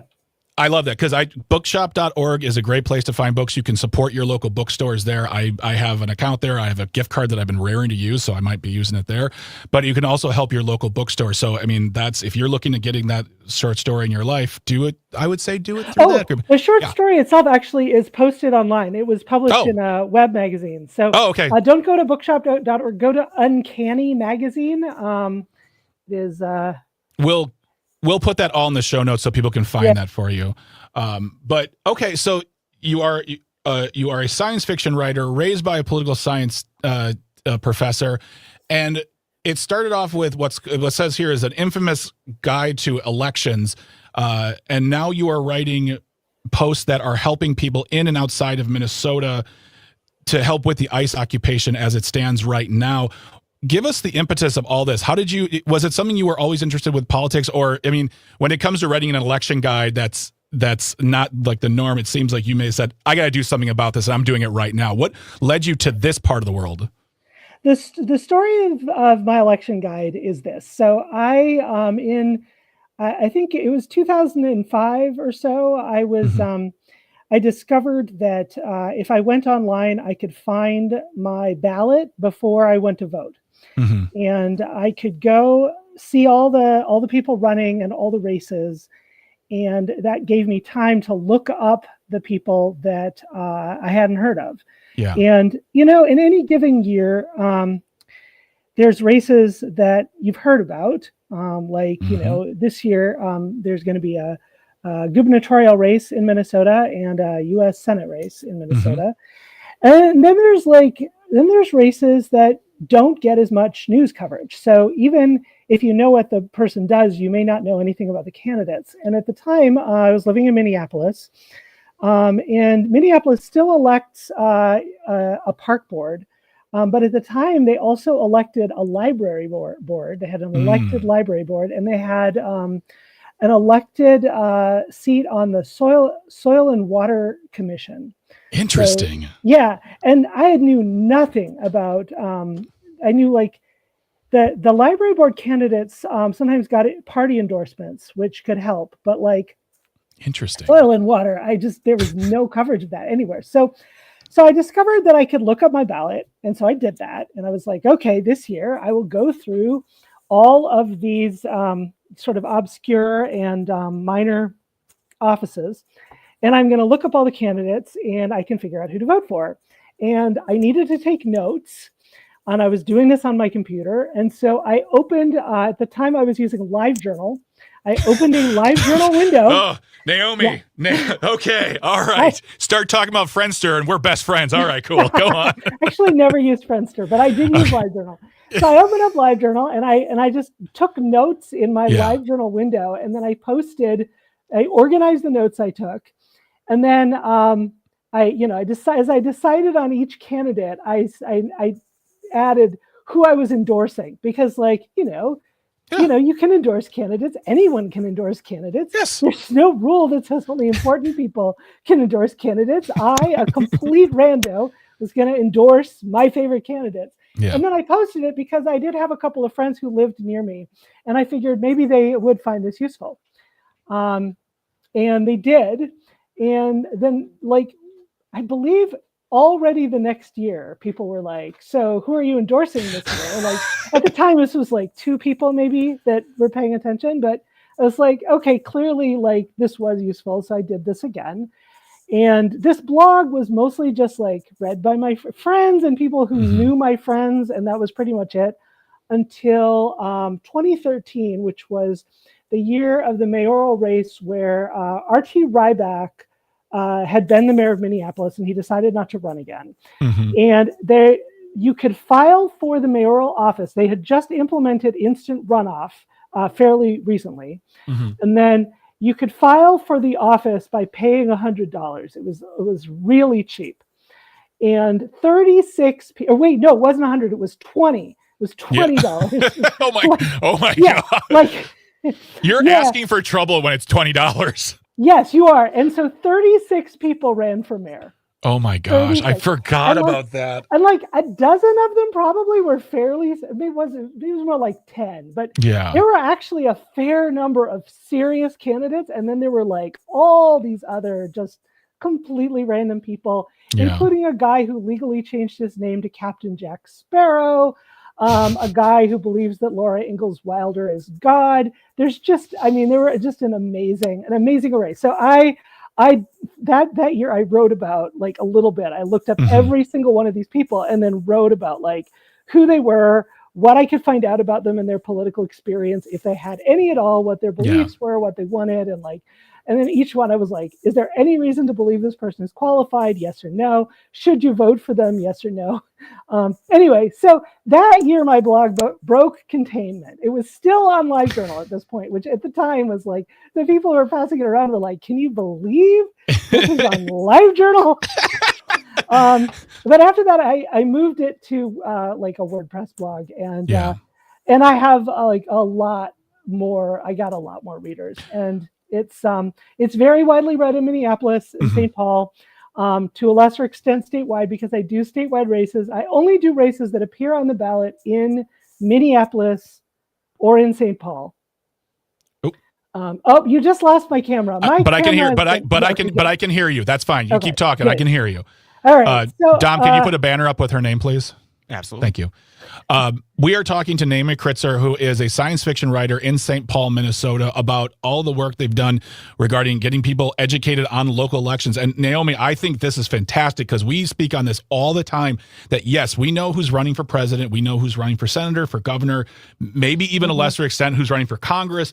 But when it comes to those races of small judge races, those city council, county board races, we are sitting there going, I don't know any of these people and I can't figure, and then all of a sudden you're like, I can't look them up now. I think, I think this is very, very important for communities, but also too, when you can present it in a way that is fun to read, because that is also half the battle, is getting people interested in those local races to say, well, I mean, who do I care who the dog catcher is? You should, because for all I know, the big dog food company down the street's giving them money. Like, that's the thing. So I think what you're doing, for me personally, I think it's fantastic. And I love the fact you started on LiveJournal.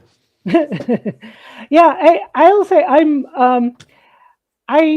I try to be accurate about how I present myself. Like, I'm not an expert. I'm not a real journalist. I am a person with a blog and a lot of opinions and facility with Google search. And that is most of what I bring to the table. And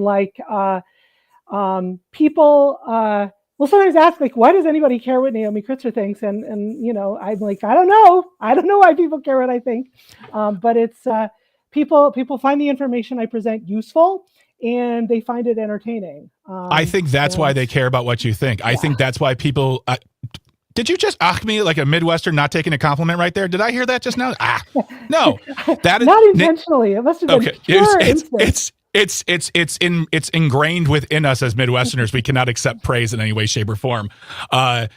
But I think that's for the same reason they like and trust your word, is the same reason why people like and trust shows like The Daily Show and Last Week Tonight. It's people who care about what's going on, presenting information that connects with them, but doing it in a way that entertains them as well. It's about giving them that sour pill wrapped in a nice piece of sweet.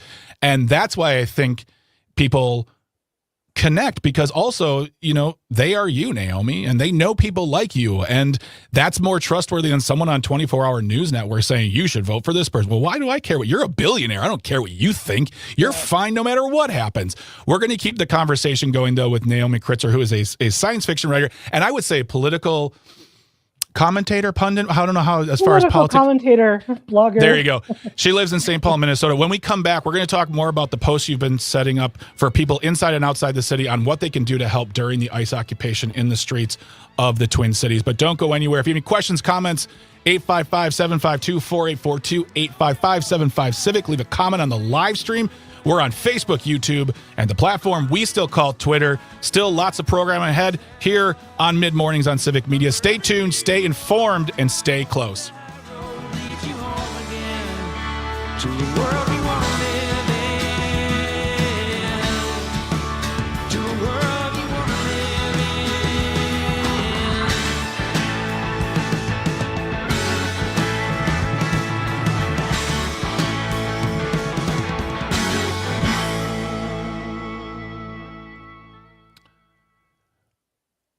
Naomi?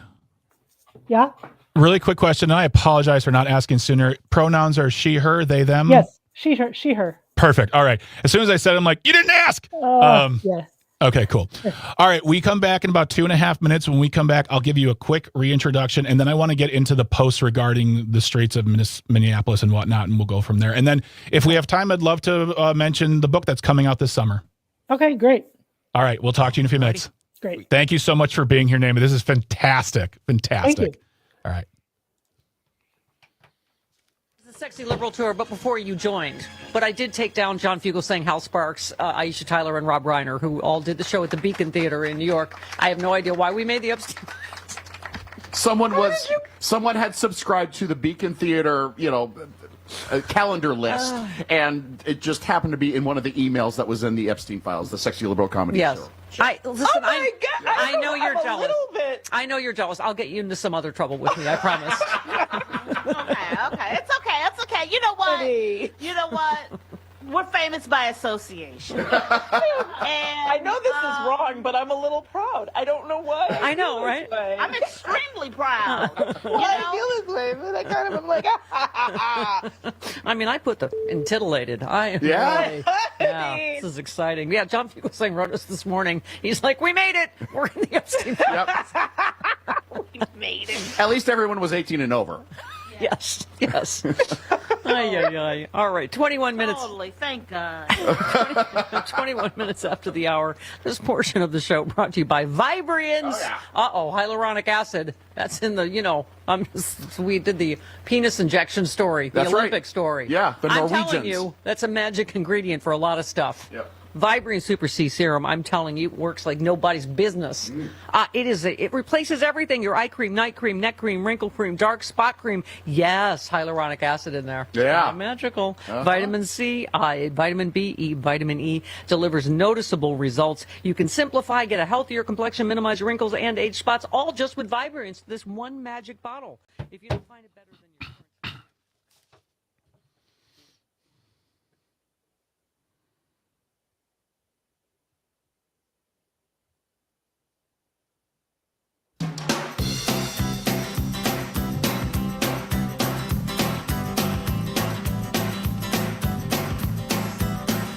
Welcome back to Civic Media Mid-Mornings here on the Civic Media Radio Network. My name is Greg Bach. I'm your host, your buddy, your pal, your things, your everything when it comes to technologies of the old internet. Here on the show, we are coming to you live. I'm in Radio Park and Racine. Dom is our producer in Madison right now.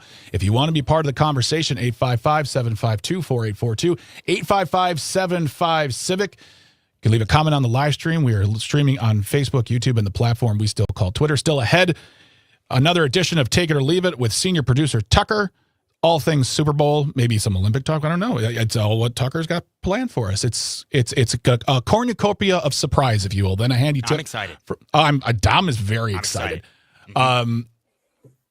We got a lot still coming ahead. Don't go anywhere. If you want to keep up in touch with what's going on, if you miss an episode, go to civicmedia.us/shows. Look for Civic Media Mid-Mornings.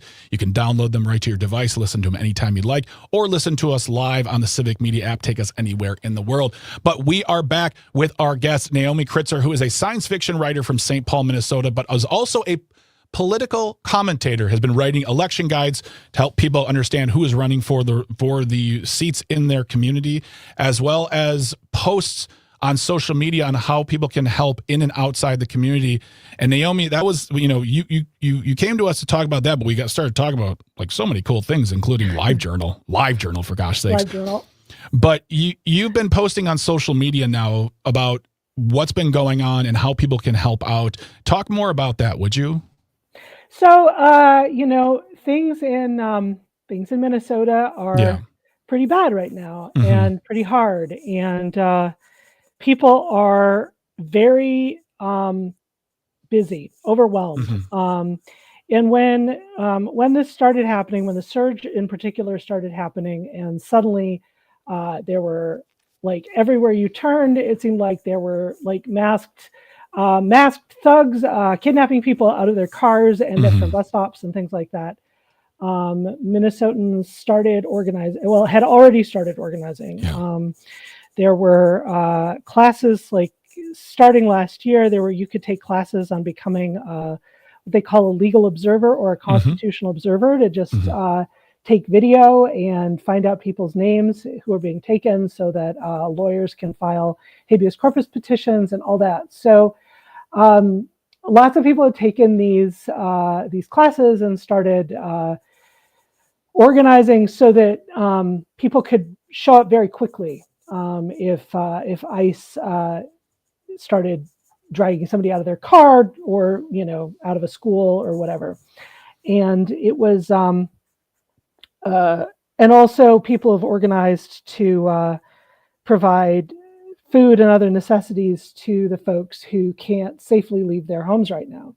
And that's a lot of people. It's not just the people who are undocumented, because ICE has been going after lots of people who are documented, and occasionally even picking up citizens.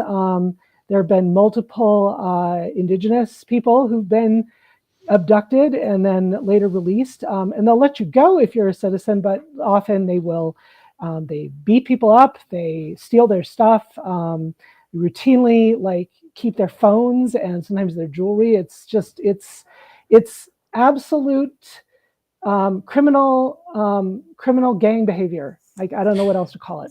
Well, it's honestly, it's the behavior that they said they wanted to get rid of in the first place. These ICE agents are actually portraying up against these individuals, regardless of their status. They are acting like, I'll say it, like criminal thugs, like gang members. Like it's ridiculous. And that's go on. I think it's worth noting that there were 3 homicides in the city of Minneapolis in January, and 2 of them were committed by ICE. Mm-hmm. Yes. So yeah. We had Gail Cornelius on before you this morning from World Relief in Wisconsin, and she's talked about the fact they are now directing their ire and their target at the refugee population, folks who go through a tremendous amount of hoops, do it very legally through their organization, through the U.S. government, and then through their organization. Now they're saying, well, let's get rid of them too. It's as ridiculous as trying to get rid of people. Arresting folks who are citizens or indigenous peoples. Like, you don't know what you're doing. You don't know who you're going after. You're just wholesale picking up people you don't like or don't look like you. And then if they're not right, then fine, I'll throw them on the streets. And sorry about that. They don't even say my bad. It's just they're don't done. Say sorry. Yeah. No, they never say. They never. Yeah. What is the the support you're feeling from outside then? For many, I mean, it's very clear how Minnesota feels on the whole. It feels like you're pretty united in these last few minutes. Just tell me about what you're hearing from people outside of the state. Outside the state, what's been great is that people are paying attention. Mm-hmm. People are paying attention. People are sending resources. There's so much financial need as people try to stay safely in their homes. Yesterday and last week, I've been raising money for rent relief because a lot of people can't pay their rent if they haven't been able to go to their jobs. And there's been a lot of support that's come in from outside the state, which is incredibly helpful. There are people outside the state who've donated miles to bring people back from Texas, because a lot of what happens with legal immigrants is sometimes they get flown to Texas, their lawyer gets them released from detention, but then ICE just dumps them in Texas. And often without phone, without ID documents, without anything. There are people who've been doing, I believe there may be lawyers from other states that are helping to file petitions and things like that. So there's been a lot of people contributing from around the country. Well, we're going to put your website in the show notes, as well as a link to standwithminnesota.com, which was another resource you can go to help. Site. Naomi Kritzer, a science fiction author, but political commentator from St. Paul, Minnesota. Thank you so much for being here this morning. Really great talking to you. Thank you so much. All right. I want to talk to you again sooner than later. We'll have you back, talk about the new book in June, but you have yourself a great weekend, and we'll talk to you soon. Folks, don't go anywhere. When we come back, it's going to be Take It or Leave It with senior producer Tucker. Don't go anywhere. It's mid-mornings on Civic Media here on the Civic Media Radio Network. Stay tuned, stay informed, and stay close. I'm thinking about the fireworks. All right, Naomi, thank you so much for being here. Really, really appreciate it. I'd love to have you on. I'd love to talk to you again sooner than later about what's going on, but also to talk about your book, because I think, I would love to come on and talk about my book sometime. But is your material available on bookshop.org? So obstetrics, obstetrics is an actual book. You can totally, is there a place for me to drop links? Is there you can you can email them to Tucker, the person or you can email them to and we'll get them to Dominic as well, because he does the show notes. But send us all the links you want. We'll put them all in there. Great. Okay. Awesome. Excellent. This went so much faster than I thought it would. It always does, especially when you're having fun and talking about even though it's a very serious topic. That's the point of anything I'm trying to do here, is that we're going to talk about things that are important, that deserve respect and space to, be in the world. I don't know. Words are tough, but also we got to have a good time because we're humans. And as you said, when things go to hell, who's helping? And we might as well have a laugh here or there. I think that's fair. So. Yeah. All right. Well, I will put the links in an email and send them to you before I do anything else. So thanks so much for having me on. No problem. I'm going to put you back in the waiting room. We're going to let everything upload. And once that's done, we'll simply remove you. But you're done. You're good to go. Do what you need to do. And we'll talk to you sooner than later, hopefully, Naomi. Great. Thanks so much. Have a great weekend. You too. Bye-bye. Okay. Is that senior producer Tucker I don't see at all? No, I guess not. Hey, can you hear me okay? There you go. Yeah. There you go. Hey, Tucker. You're a robot. Video. Sorry, 1 second. It's okay. There you are. Look at that. Look at that handsome face. It's in your producer. You know what? All of your inability to take compliments is not my problem, okay? Seriously. Sorry, Midwest is in me. Yeah. All right, so we're good there. That's the way it goes. All right, I got game show music.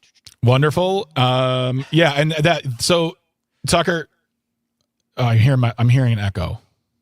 Oh, from me? I'm hearing me. I think through you, Tucker. Oh, let me turn off. Let me see. Give me 1 second. How about now? How about now? There we go. Now, can you hear me? Perfect. Now? Yep. Perfect. Okay. Okay. Yeah. So, really quick, Tucker, here at the studio, the board is never usually up during commercials. We just always had it silent. So we all hear what we were hearing is just what's on the radio. No one else can. I mean, it's fine, but yeah, that's what normally should happen. We're always told never to turn on the music because of an incident years ago that was fixed, but no one. Whatever. So yeah, I mean, we can. So it wasn't. Yeah, so that was normally what happened, but we just don't have not having the guests hear that, I guess. But. Yeah, well, the guests can hear it too. I mean, that's honestly what's normal in radio because like every station I've ever been on, it's always been you can hear what's on the radio happening, so they know what's going on. When it's dead silent, like I don't hear anything. So yeah, no, I know. I guess when you have commercials for Stephanie Miller's show, I just didn't know if like that might be just awkward for someone who's never been on this radio show before or know the context of that. So and I think what they were talking about was a little questionable too. Yeah, I mean the word penis got dropped a couple times. Yeah, so, like, I just don't know how to with a guest who's not familiar with media, radio, or Civic Media or Stephanie Miller. Like it might be awkward. That's all. Yeah, you know it's awkward. The live stream's hearing this whole conversation. Yeah, Secret show. Wait for everyone to light up the comments on what they think about having a Stephanie Miller show on our guests. Yeah. See how many people agree with me or disagree that we should probably not have that plan. All right. Yep, got about 45 seconds here. God, sorry, lighting's terrible. Do we have any? No, we don't. All right. All right, 30 seconds. I'm going to put the banner up.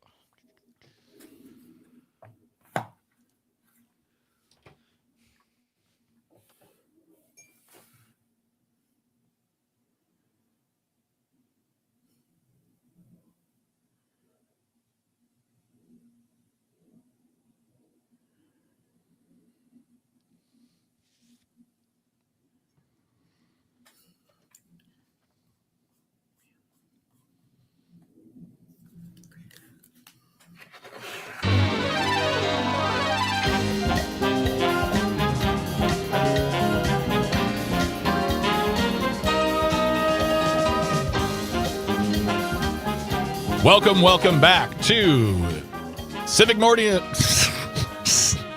Media Mid-Mornings. I'm here. It's Friday, I promise you.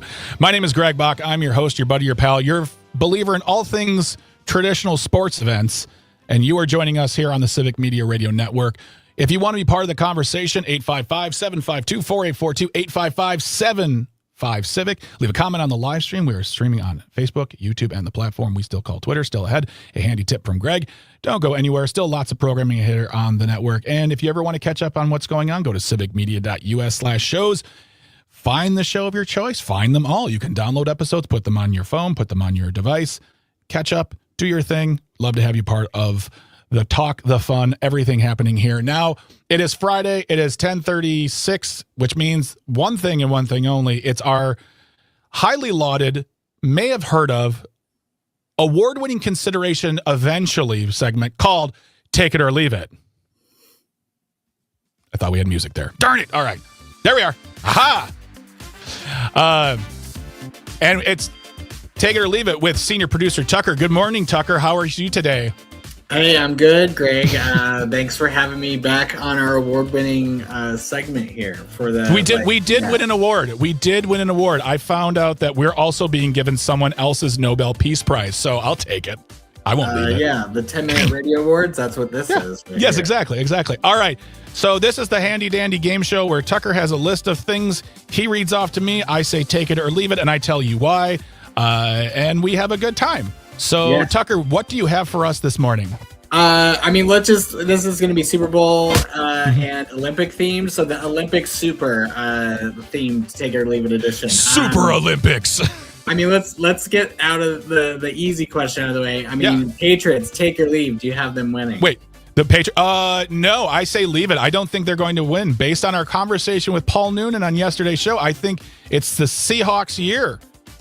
Okay, Seahawks. You heard it here first. I also have the Seahawks. I think they're going to pull it off. There you go. But speaking of the Patriots, they sure has had a big win on social media with having the best spouse of the year with Ann Michael May. I don't know if you're familiar with her. She has a huge following on TikTok, does these bake-a-thons, does baked treats. She made treats for people flying from Boston to San Francisco on JetBlue. She made specific cookies for the people who bought flights on there. She's showed off her whole prep for Super Bowl weekend coming up on TikTok. Take or leave, Ann Michael May. Can I ask a small mini question within your question? Yeah, sure. Has she ever said anything about vaccinations? Vaccinations, I have no idea. I haven't gotten that far back into TikTok. I'll take it. I don't know if she had TikTok in 2020. She's only 22, so she might have had it. I don't know, but I'll take it then. You're making muffins and bakery for people who have to fly JetBlue. You are a saint, my dear, and I adore your face. Take it. Okay, taking Ann Michael May. Fantastic. Okay, is the Super Bowl party bigger than a holiday party at this point? We all get invited to holiday parties, but do you take that a Super Bowl party is a bigger deal and more fabulous of a party than the holiday party? Take it, because I feel like the food's always better, and especially if it's a Super Bowl party, it's generally not like, I think about holiday parties in context of work parties when there's always a layer of stress. Like, I can have one cocktail, that's it, or else I'm getting fired. So I will take a Super Bowl party being bigger and better than a holiday party. Okay. It's also you don't have to do Secret Santa junk. I'm not buying Ted a present. I don't like Ted. Okay. Do you know what are you looking forward to eating on your Super Bowl party or enjoying on your Super Bowl party if you're having one? If I'm having a Super Bowl party, if I'm having a Super Bowl party at my house, Tucker, I'm enjoying. The first thing is no one being there, because I will invite no one. It's me and my wife and my dog. Maybe my mother-in-law if she promises not to eat all the chili dip. But honestly, that's one time of the year where I get a little crazy with food now. I've been very good with what I eat, but I will, if I eat during the middle of the day, I will allow some saltier foods. I'll allow an extra helping of a thing, but I look forward to a little decadence. That's what I do. Okay. And the commercials. Oh, yes. Well, speaking of commercials, this year, I feel like this has creeped on us the last couple years. Like, you can pretty much watch many of the ads or some related ads to other ads coming. Are you take it or leave it, being able to basically know what the Super Bowl advertisements are ahead of time, which you can watch many of them right now, or at least versions of them? Leave it. No, there was something about, I have never been the biggest football fan. There was a time where I followed football. There was a time where I would call myself a Packer fan. I love the Packers, don't get me wrong, but I just don't follow football.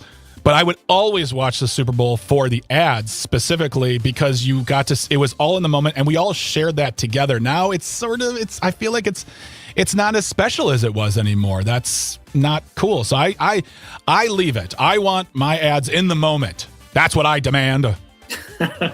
I agree. I feel like the anticipation's gone, and it's just like, what is advertising is just, it's everywhere, but the game of it is kind of exactly. Not to mention they're spending a lot of money on that one ad. Why am I gonna make it worth it? Come on now. I know Dunkin' Donuts is not renovating their actual cafes. They're just buying Ben Affleck and Casey Affleck and whoever, and Affleck's cousins of cousins. But, Affleck's in the pocket of Big Donut.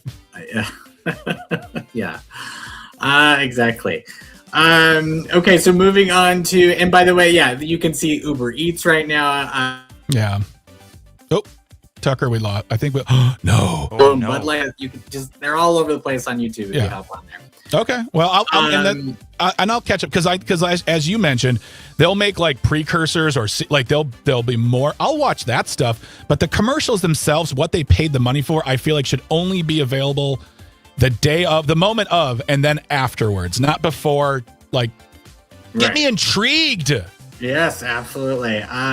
Well, speaking of treats, the going to the other sporting event that's happening like all month is the Winter Olympics. Yes, kicked off this week.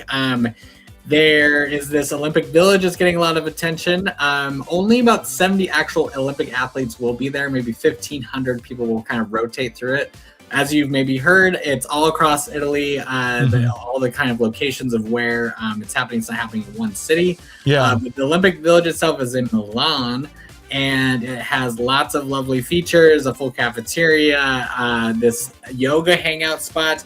The ice skater from the UK, I have her name here, Phoebe Becker, or Bekker, Becker. I don't know. There's no K there. I don't know. And so she just posted about going into a sound bath.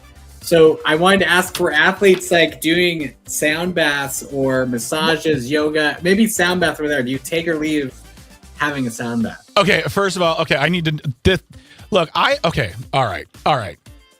I'm going to say this really quick here. I'm a very accepting individual. I look like I own every gun that's ever been created, and I have a hard opinions on the good old days. But I'm a very accepting person, and I do not need things like sound baths pushing me further towards the place of get off my lawn and your rock and roll is too loud. A sound bath is a meditative experience where you relax, often lying down, and are immersed in resonant sounds and vibrations from instruments. No, leave it. Get away from me. That is an anxiety attack waiting to happen. Oh, I don't know. I mean, I feel like they are made to help anxiety, but maybe you're right. I once was asked on a work call, like we had these like wellness moments, a Zoom call to do a sound bath on a Zoom call. That is nauseating, but like I would vote for the in-person, but a Zoom call sound bath, I'm not so sure. I would do it on a couple conditions. One, fully paid for by somebody else. Two, I get to do it alone. And three, expect a full-throated, honest answer on what it may be amazing, but to me, singing bowls, gongs, chimes designed to calm the mind, reduce stress, lower heart rate, and promote deep relaxation by shifting your brainwaves into more restorative.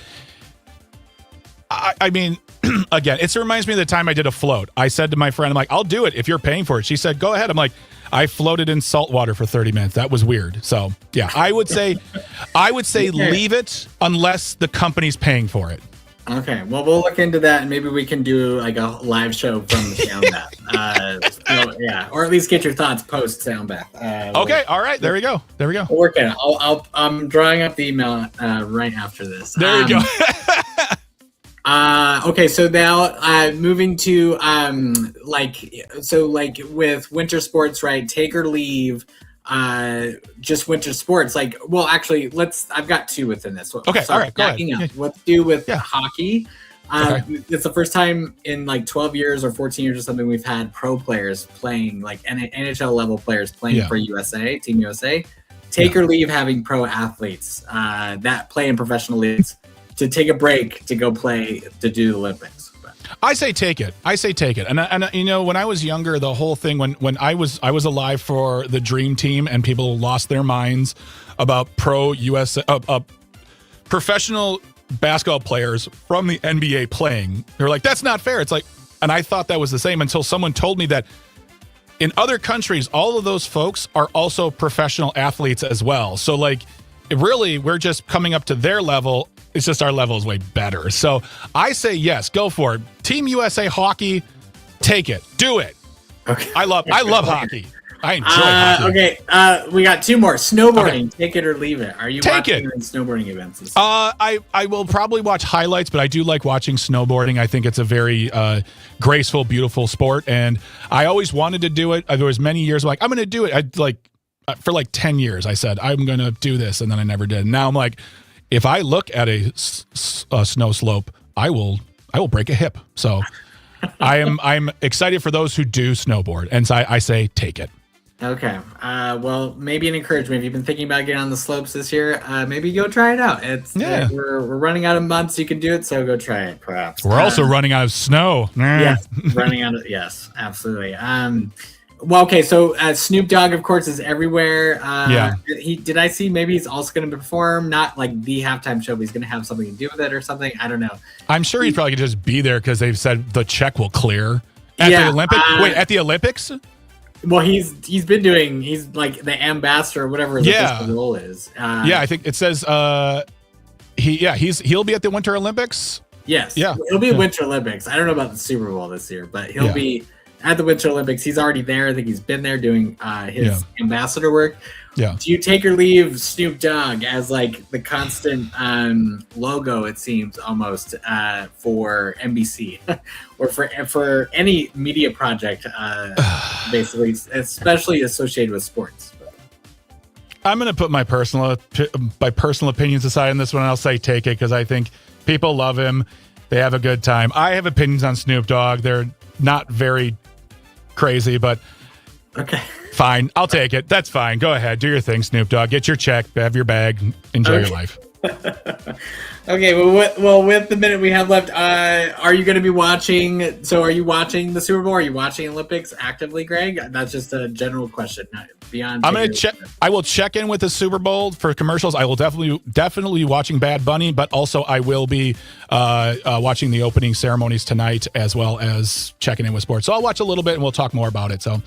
That was another edition of Take It or Leave It with senior producer Tucker. Thank you so much, Tucker, for being here. We'll talk to you very soon, my friend. All right. Sounds good, y'all. Thanks for having me. See you, Greg. All right. When we come back, it's time for a handy tip from Greg here on Civic Media mid-mornings. Don't go anywhere. Stay tuned, stay informed, and stay close.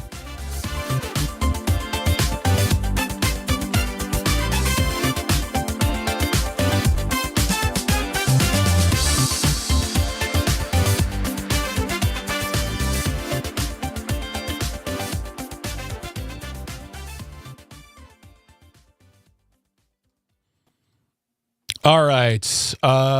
Thank you so much. That was fun. That's always fun. Yeah. Just regarding Monday, really quick, Tucker, I'll just ask you this right now. Oh, by the way, on the live stream, Alicia did say I admit it was a little taken aback by the Stephanie Miller show. So yeah, I didn't realize that you're playing MDX. I just figured they were hearing commercials. I'm like, oh yeah, there's other radio happening. Okay. And I'll talk about this with you offline. I'm just looking at Monday's schedule for the thing. So, all right, Tucker, thank you so much. I will call you after the show. Do you have any meetings after the show today? No, I don't think. No. Gosh, there was some. I don't have meetings. No, there's something I can't remember that I have to do, but it's not a meeting that's set somewhere. It's just a task that must be done. But yeah, so I am free till 4. So. All right, I will call you later, and I'll talk to you after the show. Okay, sounds good. Dom, thanks for everything, and we'll see you all guys on the other side. Yeah. Yep. All right, see you. Bye. All right. For a handy tip, I see. feel free to chime in during that part, and it's just going to be. It's not going to be anything super special today, but sweet. It's not something super like funny, but it'll be good to go. I know. All right. And then afterwards, can we record the promo for next week? Yes, let's do that, and then Perfect. we should be good. Excellent. All right, I will talk to you. Oh no, all right. On the flip side. Yeah. All right. Coffee and more coffee. All right, talk to you guys. Yep.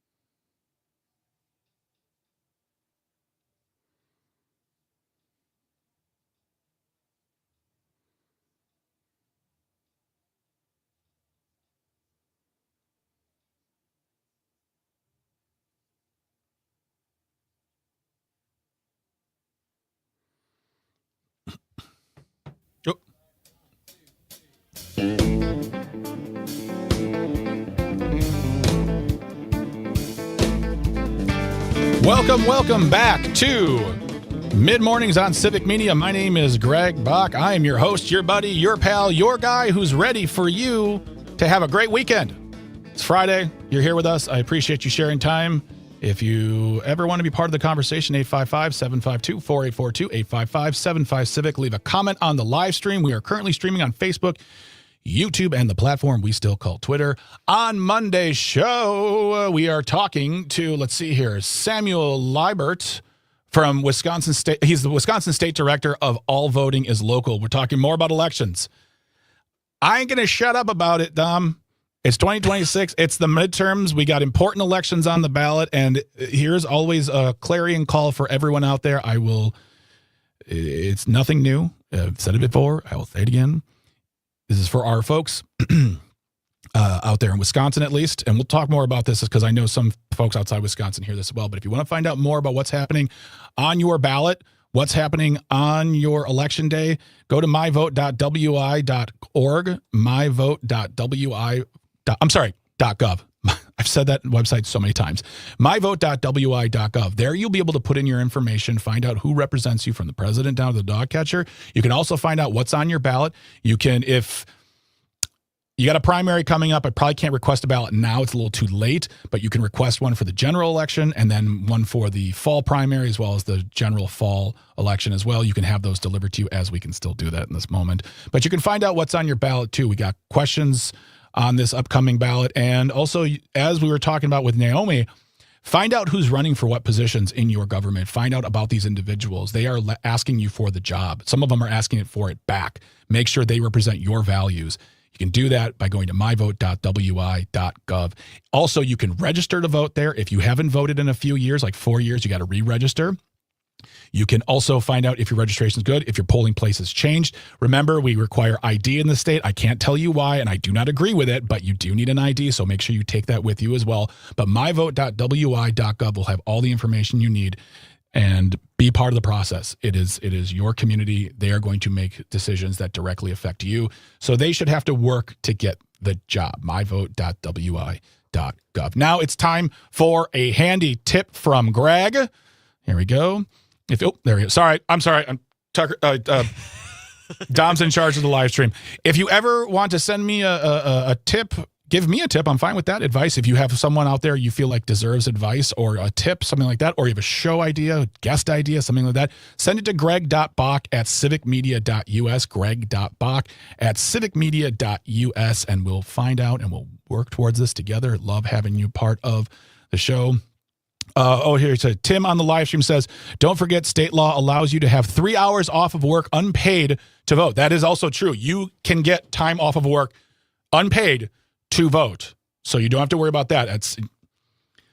We're going to talk more about that too, because it's always very, you want to vote, you say you're going to vote, then something goes something goes hinky, flat tire, job calls you in, get sick. Going to talk about early voting as well and how important that is. They're trying to take that away from us as well. We can't do that. Don't disenfranchise, don't suppress, be part of the solution, not the problem. But again, we'll be talking more about that. Handy tip from Greg is simply this to everyone, including myself. Take care of yourself. Take deep breaths in. I'm being deadly serious on this one. It's a very stressful time. We talked to Naomi Kritzler today, and we talked to Gail Cornelius, talked about ice in Wisconsin.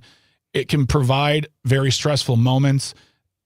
It's important to take a step back, take a breath, reach out to someone you care about. Be like, hey man, just can you give me a good word of advice? Give me a good feeling, give me a good vibe, whatever that. And you know, hey, in the matter of those who are spiritual, send a prayer their way. Whatever it takes to make someone feel better. We are very stressed out right now, and it's important for us to take a moment to relax, give ourselves grace, space, as well as a moment to feel our feelings. Don't stuff them down. It doesn't help anyone in the long run. Dom, what do you like? What is your, like, for you, when you need to take a moment, what do you do? Is it go for a walk, just close the door, turn off the lights, take a breath? What do you do for momentary self-care? That's a good question. I have recently been into cooking, so I like to cook myself a nice meal. I've recently been going out way too much to eat McDonald's. It got the best of me. So sometimes when I want to just relax, take a deep breath, I make myself some good food, some good eats, and then I'll be back and re-energized. Yeah. That's fantastic. And those are the things you need to do. Those are the things you need to, in order to get yourself back on speed. And the other thing too, I was talking to a friend of mine about this, and I think this is very important. I think this is for a lot of Midwesterners too, is that yes, there are things going on in this world, and they are scary and terrible, and they make you have moments of pause for other folks. Never allow those moments to diminish what you're going through. Never say to yourself, well, there are other people out there with bigger problems. That may be true. That is true. There are folks out there going through major things right now. But that doesn't diminish or devalue what you're going through. Because again, taking that feeling, taking that stress and stuffing it down doesn't help anyone in the long run. Take that moment, take a breath, validate your feelings, move on. If you need to talk to somebody, please talk to someone. I'm a big supporter of that as well. But I just want people, as we're moving into this weekend, we're moving out of winter, we're seeing all the news. It's important to take a moment of momentary self-care. I'm not saying go book a massage or go do that. I'm saying just take a moment of self-care, and that's all you need to do through your day so you can be good to yourself. And that's how we get along, and we do that together. But I want to thank, that's been another handy tip from Greg. You're welcome. You're absolutely welcome. I want to thank Dom. I want to thank Tucker, traffic, and engineering. Without you, none of this happens. I'm talking into a microphone that doesn't work. I want to thank everyone who called, texted, live stream commented, everyone who's a part of this. Naomi, I want to thank Gail for being on the show today. It really means the world. Without you, there is no us. Don't go anywhere. After us is Tom Hartman from 11 to 2, and then great programming throughout the day. We'll talk to you on Monday. Have a great weekend. Stay tuned, stay informed, stay close. Talk to you soon, friends.